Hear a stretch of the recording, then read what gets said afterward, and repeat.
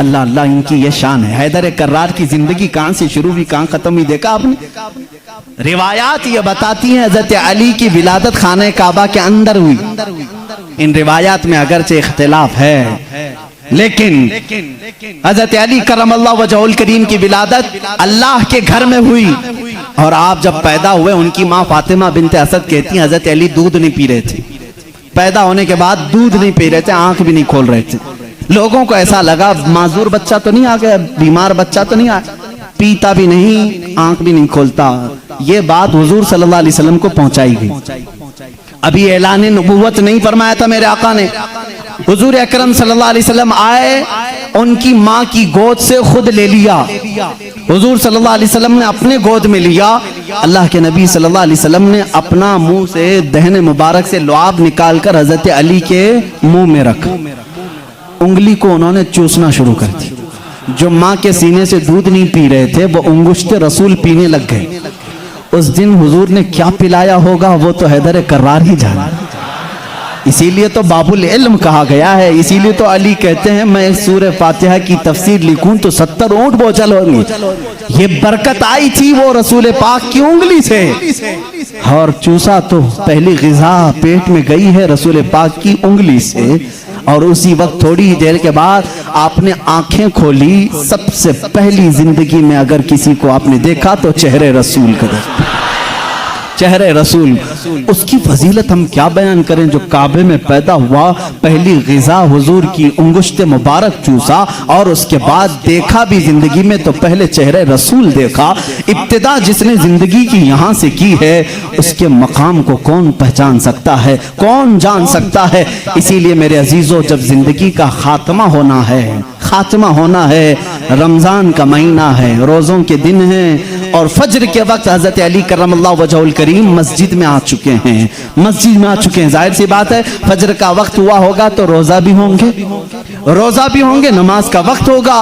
उसी वक्त एक अब्दुर्रहमान इब्न मुलजिम नाम का खारजी कुत्ता आपके पीठ के पीछे से वार किया, और जख्म इतना गहरा हो गया कि हजरत अली करमल्लाहु वजहुल करीम के सीने के बाहर से वो खंजर बाहर आया। कुछ भी आपको पिलाया जाता तो जख्मों के रास्ते से बाहर निकल जाता था। इतनी खतरनाक किस्म का खंजर उसने मारा, और मुसल्ले पर आप गिर पड़े थे। हजरत अली करमल्लाहु वजहुल करीम की जिंदगी यहाँ से शुरू हुई। ए मुसलमानों, सोचो, जिसकी इब्तिदा खाने काबा से हुई और इख्तिताम मेहराब मस्जिद में हुई, उस अली की नमाजों का हाल क्या होगा। इसीलिए तो ये बात आई कि जिसकी जिंदगी काबे से शुरू हुई और मेहराब मस्जिद में खत्म हुई। तवज्जो चाहता हूँ, जिसकी जिंदगी काबे से शुरू हुई, मेहराब मस्जिद में खत्म हुई। इसीलिए मौला भी ये नहीं चाहता था कि इस हैदर कर्रार की कभी नमाज कज़ा हो। एक बार रसूल पाक सल्लल्लाहु अलैहि वसल्लम उनके जानों पर सर रखकर सो रहे थे। असर की नमाज आपने नहीं पढ़ी थी, सूरज डूब गया था। जब मेरे आका बेदार हुए, रोने लगे, अली जिंदगी में पहली है नमाज जो कज़ा हुई, मौला कैसे कज़ा होने दे। मेरे आका सल्लल्लाहु अलैहि वसल्लम को हुक्म हुआ, आप चाहें तो पलटाएं। मेरे आका ने इशारा किया, ऐ सूरज पलट जा, किसी और के लिए नहीं, सिर्फ अली की असर की नमाज के लिए, सिर्फ अली की असर की नमाज के लिए। वो भी असर जो सबसे आला खतर की है। आला हजरत ने फरमाया है, उन्हें जान वापस लौटा दी सिद्दीक़ अकबर को, और इन्हें नमाज वापस लौटा दी। हुजूर अकरम सल्लल्लाहु अलैहि वसल्लम ने लौटाया। हजरत अली करमल्लाहु वजहुल करीम ने अपनी नमाज मुकम्मल की। सूरज अपने मामूल के मुताबिक वापस फिर गुरूब हुआ। पूछो इस आज सूरज से, आज तक है किसी ने तुझे गुरूब होने के बाद लौटा दिया हो, लौटाया हो? तारीख हमें बता दें, कभी इस सूरज को किसी ने पलटाया हो?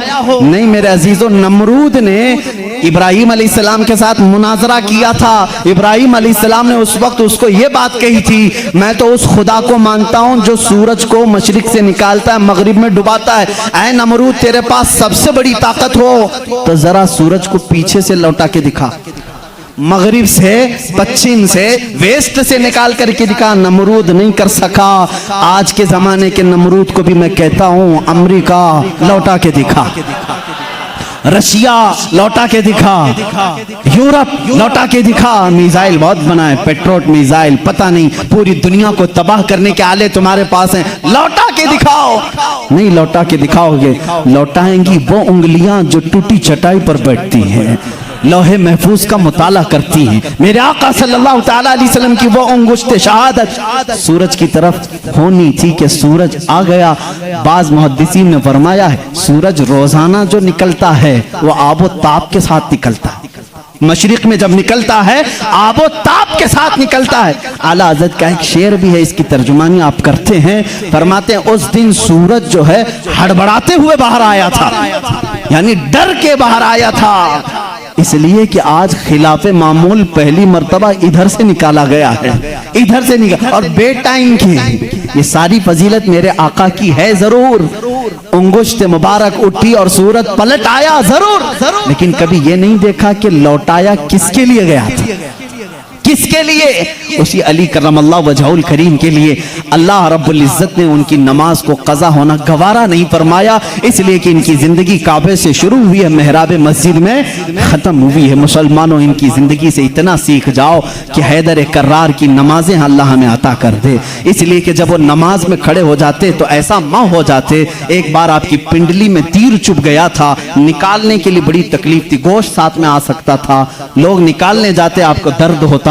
लोगों ने फैसला किया जब अली नमाज में हो तो निकाल लिया जाए, अली नमाज में हो तो निकाल लिया जाए। हजरत अली नमाज के लिए खड़े हुए, लोगों ने खींच करके तीर निकाल लिया, उसके साथ गोश्त लग करके बाहर आया। आपने नमाज नहीं तोड़ी, पूरी नमाज मुकम्मल हो गई। सलाम फेरने के बाद अपने पैर पर हाथ रख करके पूछ रहे हैं तीर कब निकाला, तीर कब निकला? मुझे पता ही नहीं चला, इसलिए कि मैं मेरे रब्बे जुल जलाल की बारगाह में था। वो नमाज में महवियत थी, नमाज में गर्क होने की शान थी मौला अली करमल्लाहु वजहुल करीम की। ऐ मुसलमानों, आज अगर हमारा नौजवान गर्क है किसी में तो गेम में है, गेम में डूबा हुआ है, नमाजों में नहीं। नमाजें तो यहाँ हिसाब किताब के लिए लोग बांध लेते हैं, दुकान में कितना हुआ था, कुछ भूला हो तो नमाज पढ़ने आ जाए। माज़अल्लाह रब्बिल आलमीन, कितनों की नमाजें सिर्फ वसवसों में पूरी हो जाती हैं। अली की नमाज वो है कि जिसमें तीर चुभा हुआ निकाल लिया जाए तो उन्हें पता भी नहीं चले।